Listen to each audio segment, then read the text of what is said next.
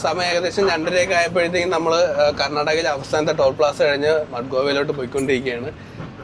ഞാൻ ഇതുവരെയായിട്ടും ഈ ഒരു റൂട്ട് വന്നിട്ടില്ല. എൻ്റെ ഫസ്റ്റ് ടൈമാണ് ഞാൻ ഈ ഒരു റൂട്ടിലോട്ട് വരുന്നത്.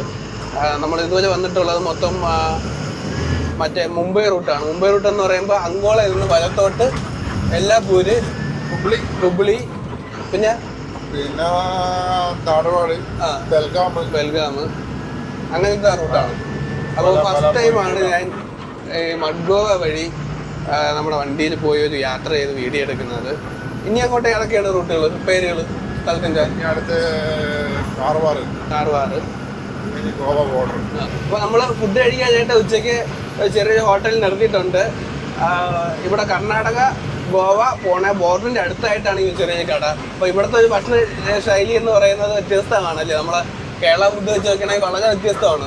ഒരു വലിയ അണ്ടാവ് കണക്കത്തെ പാത്രമാണ് കഴിക്കാനായിട്ട് തരുന്നത്.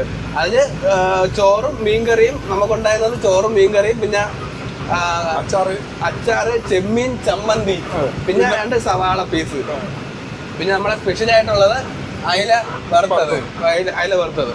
അപ്പോൾ ഇത്ര ഐറ്റേ ഉള്ളൂ. വേറെ നമ്മുടെ നാട്ടിലുള്ള അവിയല്, തോരൻ, പച്ചടി, പപ്പടം അങ്ങനെയുള്ള വലിയ സെറ്റപ്പുകളൊന്നുമില്ല. പക്ഷെ നല്ലൊരു ഇതാണ്. അതായത് ഈ ചെമ്മീൻ ചമ്മന്തിയും അല്ലേ, നല്ല രസമാണ്. ചെമ്മീൻ ചമ്മന്തിയും അച്ചാറും മീൻകറിയും ഒക്കെ അത്യാവശ്യം നല്ല ടേസ്റ്റുള്ള ഭക്ഷണം. നമ്മുടെ നാട്ടിൽ ഒരു മീൻ വറുത്തതിന് പൈസ ആവുന്നതേ ഉള്ളൂ ഈ മൊത്തം ഫുഡ് കഴിച്ചു കഴിഞ്ഞാൽ. അതായത് നമ്മുടെ നാട്ടിൽ 100-120 രൂപയ്ക്കാണ് ഒരു മീൻ വറുത്തത് അതിൽ ഈ ഒരു സൈസ് വരുന്നത്.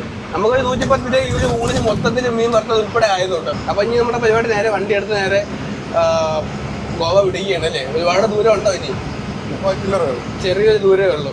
അപ്പം ഇനി പോകുന്ന വഴിക്ക് ഇവിടെ ചെറിയൊരു ഗുഹയൊക്കെ ഉണ്ടെന്ന് പറയുന്നുണ്ടായി. കാണാലോ.